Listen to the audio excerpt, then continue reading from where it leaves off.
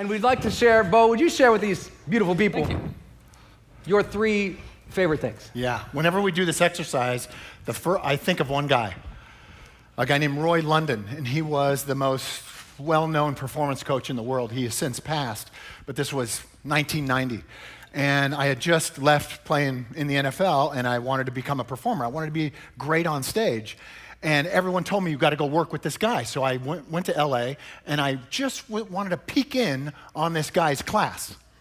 And when I peeked in, I'd never seen anything like it. For one, there was this really handsome guy on the stage.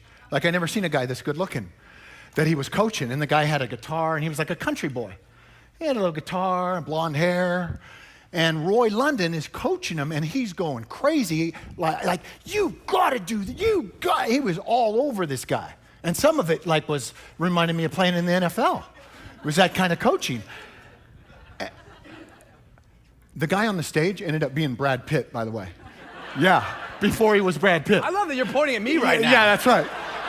I see the resemblance. I see it. And Roy taught in that minute. I lived in New York City at the time, and I was moving. I was just going to check this guy out in LA, then go back to New York. I left all my stuff in New York and moved to LA and left my stuff there and never left this guy's side because of the way he was training this handsome guy on stage. He gave so much of himself in the training that if I leave, if I go get my shit, I'm going to miss something. And you know why he was teaching like that? Because he was dying. He was dying, and we didn't know students knew that he was dying. We just knew this dude is serious about this craft of performance, of giving all of yourself. And that's what he did because he thought every night that this was it. He's never coming back, and you better get what I'm going to say to you today because you may never see me again because I may go home and die tonight. And in 2 years, so I stayed at his side for 2 years, and he died. And this is how he trained. So every time we do this exercise where it's the 3 most important things, that's who I think of because that's exactly how he taught. And these 3 things I'm going to teach you the same way Roy taught. And these 3 things that I'm going to teach you, most crucial. So I can go away after this next 15, 20 minutes, I can go away. And if you have these and you master these, you will own the key to the kingdom. And these are I have 3 little kids, 8, 5, and 3. And this is the only 3 things they need to master in their lifetime to become a leader in this world going forward. Okay, number 1, you ready? Yeah. Number 1, personal story. Your personal story. Most valuable thing you got. I don't care what kind of education you have. I don't care about your background. Your personal story is the most valuable thing you have. Yet, it's the first thing you're going to devalue. It's the first thing you're going to discount and go, my life, my story's kind of boring, or it really can't make an impact on people. No fair. Don't do that. Ever. Not anymore. Not going forward. It's no fair to say that. And it's not true. Everyone I've ever met has an amazing story, they just don't know it. And it's dramatic, they just don't know it because you've spent all your life, 50 years for me, 51 years for me, living this life. I don't tell 51 years of it, I tell 3 minutes of it or 2 minutes of it. Everyone's got drama there. That personal story connects you to the rest of the world. Now, when you're telling your personal story, this is not for the faint of heart at all. I think it's the most heroic act you can do. It takes all the courage you have to go inside here and reveal this thing, how this thing operates. But it's our number 1 thing for connecting to people, because guess what? Vulnerability is the new power, right? So if you're vulnerable, all of a sudden we've got to be attracted to you. We've got to come to you. Now that used to not be the case. Because we've spent most of our lives, right? Most of our lives we spend, I'm not going to be vulnerable. I'm not going to show anything. But who are the people that we're most attracted to in our lifetime? Think of them. Think of the Olympics. You guys watching the Olympics right now?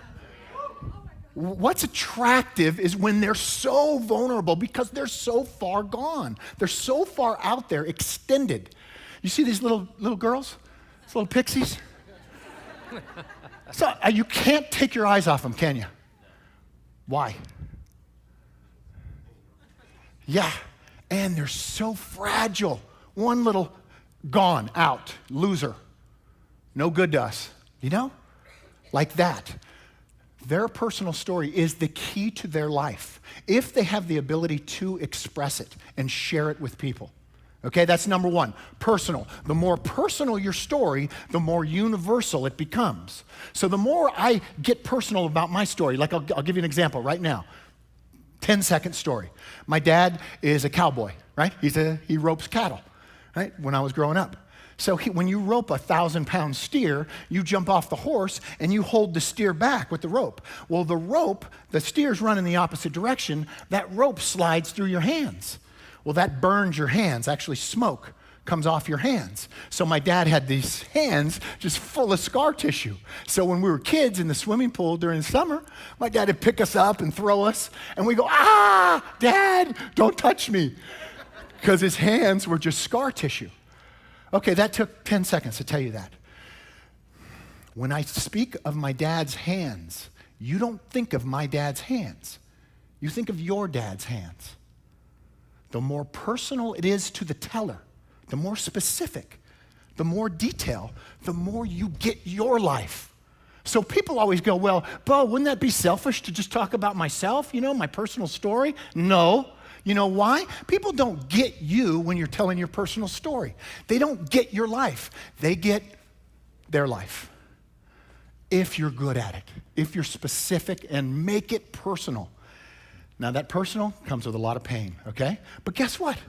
Guess what? How many are in here? 300, 350, right? There's not a huge line waiting outside. There's not a line of people waiting outside. Guess why? Because this is painful. That's what I'm talking about, the vulnerability. This takes all that you got. But going forward in this world, if you want to lead and you want to have an at-bat, because eventually you're going to get an at-bat. They're going to go, "You know what? You've been around long enough. Come here. Come up here." And if you can express yourself and communicate, people will follow you. Then you can lead them anywhere you want, right? So we got to get responsible about that. Personal equals universal. That's number one. Number two, physicality. It's a lost art. Physicality. You must bring it to your storytelling. In fact, I want it to be, this is how I love storytellers. This is how I train them to be.